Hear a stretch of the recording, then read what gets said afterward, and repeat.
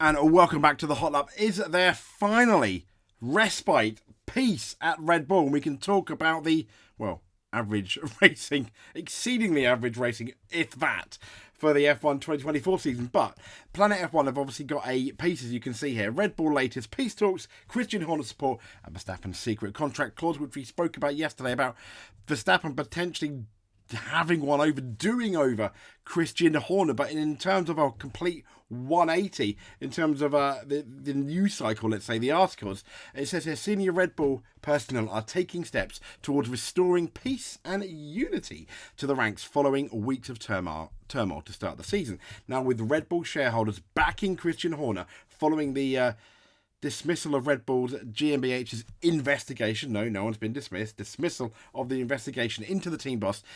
It's believed that a truce has been called between all senior members of the racing team's personnel.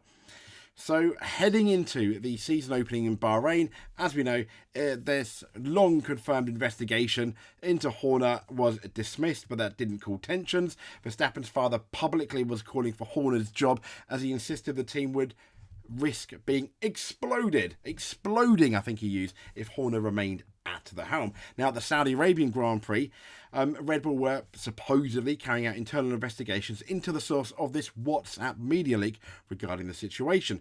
Red Bull's motorsport consultant Helmut Marko revealed he couldn't rule himself out of being suspended.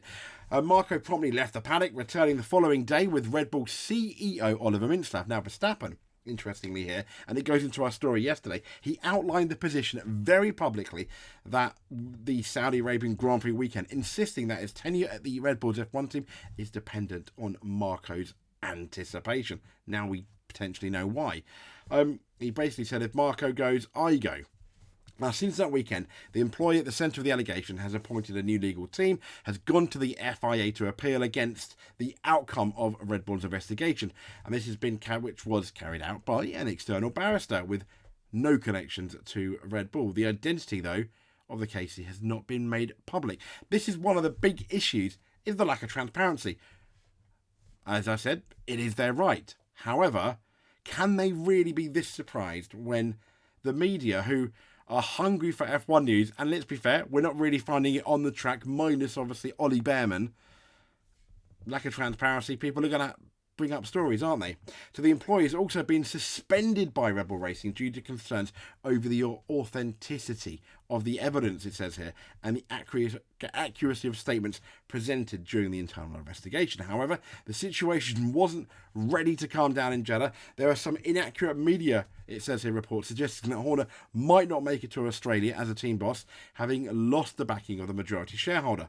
Horner, though, is reported to be in Australia carrying out his usual duties as team boss, has the full backing of both sides apparently from the Red Bull shareholding. That's the Thai side and the Austrian side. And another inaccurate information was apparently Red Bull's chief technical officer Adrian Newey wasn't happy. That's apparently not the case. Now, while Newey will miss this weekend in Melbourne and is working on the RB17 hypercar project presently, he will be back in Japan and has no intentions of departing the Milton Keynes squad.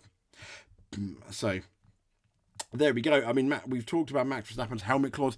It all looks very friendly at Red Bull, according to this story. However, we can't ignore the fact that, yes, this person has appealed and gone to the FIA. I would much rather, and I kept saying, yeah, this is a story, a piece of Red Bull. Can we draw a line underneath it? I hope so. Would it surprise me if it's not the end? It wouldn't surprise me. But let's hope now we can absolutely go racing. Having said that, I wouldn't be surprised if I'm doing another one this evening or tomorrow about an update on the Red Bull situation. But let's just hope that's not the case and we have a really good race in Australia. They say Melbourne, a great place for a race. Let's hope it is a great race. If you made it to the end of this relatively short video, like and subscribe. Really, really appreciate that. Stay here on the Hot Lap for more F1 news. We also have that Martin Baldwin 95 edition pretty much every day at this rate at the moment, as we're playing the old F1 game, trying to win as many races and see where we can finish in the championship. That's not too bad. At the time of recording this, it's let me think. I think it's Canada tonight at 7 o'clock. being premiered.